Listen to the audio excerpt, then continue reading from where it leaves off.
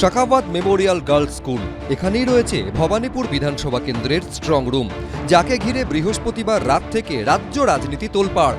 বৃহস্পতিবার রাতে Shakhawat Memorial girls স্কুলের স্ট্রং রুমে পৌঁছে যান মমতা বন্দ্যোপাধ্যায়, আর শুক্রবার সন্ধ্যেই সেখানে পৌঁছলেন ভবানীপুরের বিজেপি প্রার্থী শুভেন্দু অধিকারী।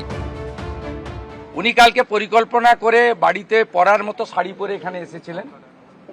উনি এখানে থাকতেন, উনার এটা একটা বদভ্যাস আছে, ধর্ণা দেওয়া, বসা। ওই যেহেতু উনার জন্য 5 স্টার হোটেলের ওয়াশরুম এসেছিল, ওইটা বিজেপি কর্মীরা তাড়িয়ে দিয়েছে, ওই জন্য উনাকে পালাতে হয়েছে। নইলে উনি পরিকল্পনা করে এসেছিলেন এখানে যতক্ষণ না হারছেন 4 তারিখে ততক্ষণ বসে থাকবেন। উনি কি বললেন না বললেন কিছু এসে যায় না, উনি দুটোতেই হারছেন, এটা আমরা শিওর। উনি দুটোতেই হারছেন সেটা আমরা শিওর। আর ওনারা যে হারছেন, ওনাদের এইসব উল্টোপাল্টা কথা আর আজেবাজে কথা দিয়ে বোঝা যাচ্ছে। বৃহস্পতিবার রাতেই সোশ্যাল মিডিয়া পোস্টে শুভেন্দু অধিকারী লেখেন, ভবানীপুর নির্বাচনী এলাকা সহ সমগ্র পশ্চিমবঙ্গবাসী ভোটার ভদ্রমণ্ডলীকে আশ্বস্ত করতে চাই যে এই কেন্দ্রে তৃণমূল কংগ্রেস প্রার্থী তথা বিদায়ী মুখ্যমন্ত্রী মাননীয়াকে কোনোরকম বাড়তি সুবিধা নেওয়া থেকে বিরত থাকতে বাধ্য করা হয়েছে। উনি যতই চেষ্টা চালান না কেন, কোনো রকম নিয়ম বহির্ভূত কাজ তিনি করতে পারেননি। উনি যতক্ষণ স্ট্রং রুম প্রাঙ্গণে উপস্থিত ছিলেন, আমার election agent advocate Suryanil Das নিজে উপস্থিত থেকে ওকে কড়া নজরদারির মধ্যে রেখেছিলেন, যাতে উনি কোনো অসৎ উপায় অবলম্বন করতে না পারেন। শুক্রবার সন্ধে 6:42-এ শাখাওয়াত মেমোরিয়াল গার্লস স্কুলে ঢোকেন শুভেন্দু অধিকারী, বেরোন 6:56 গতকালকে 4 ঘন্টা মমতা বন্দ্যোপাধ্যায় ছিলেন এবং আজকে কিছুক্ষণ আগে শুভেন্দু অধিকারী আসেন এবং দেখা যাচ্ছে এই মুহূর্তে শুভেন্দু অধিকারী কিছুক্ষণ থাকার পরে তিনি কিন্তু এখান থেকে বেরিয়ে যাচ্ছেন এবং তিনি কিন্তু গতকালকের ঘটনা যেটা ঘটেছিল সেটার প্রতিবাদও করেছেন এবং দেখা যাচ্ছে যে তারপরে এই মুহূর্তে শুভেন্দু অধিকারী কিন্তু শাখাওয়াত যে স্কুল সেখান থেকে সেই গণনা কেন্দ্র থেকে বেরিয়ে যাচ্ছেন। ভবানীপুরের বিজেপি প্রার্থী কটাক্ষ করেন তৃণমূল প্রার্থীকে।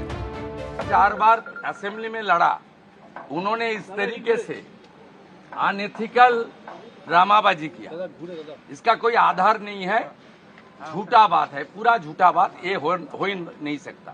जनता जनादेश दे दिया है, उसको अच्छा तरीके से करने दीजिए। जो तीखी नोकझोंक चुनाव के दौरान हो गया है, उसको खत्म हो जाना चाहिए।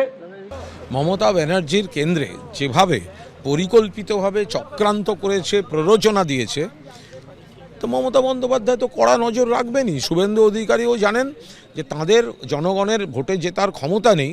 নির্বাচন কমিশন এবং কেন্দ্রীয় সরকারকে ব্যবহার করে, অপব্যবহার করে একদিকে ভোটার লিস্ট থেকে বৈধ ভোটারের নাম কাটা, সেনা, আধা সেনা, সাঁজোয়া গাড়ি, ওপাশে সিবিআই, ইডি, এনআইএ এইসব দিয়ে তো ভোট করছেন। ওনাদের তো লজ্জা হওয়া উচিত। শুক্রবার সন্ধে শাখাওয়াত মেমোরিয়াল গার্লস স্কুলের সামনে দেখা যায় কিচকিচ করছে পুলিশ, কেন্দ্রীয় বাহিনী। ভবানীপুরে জিতবে কে, শেষ হাসি হাসবে কে, তার উত্তর এই মুহূর্তে রয়েছে এই স্কুলের যে স্ট্রং রুম রয়েছে সেখানে। ফলে নির্বাচন কমিশন থেকে প্রশাসন সকলেই অত্যন্ত সতর্ক। দ্বিতীয় দফার ভোটের দিন চর্চার কেন্দ্রে ছিল ভবানীপুর, আর গণনার আগে সবার নজরে এখন ভবানীপুর বিধানসভা কেন্দ্রের strong room Shakhawat Memorial girls school. একদিকে চলছে হেভিওয়েট প্রার্থীদের আনাগোনা, অন্যদিকে তা ঘিরে চরমে চাপানো। সুকান্ত মুখোপাধ্যায়, উজ্জ্বল মুখোপাধ্যায়, এবিপি আনন্দ। এবিপি আনন্দ, এগিয়ে থাকে, এগিয়ে রাখে।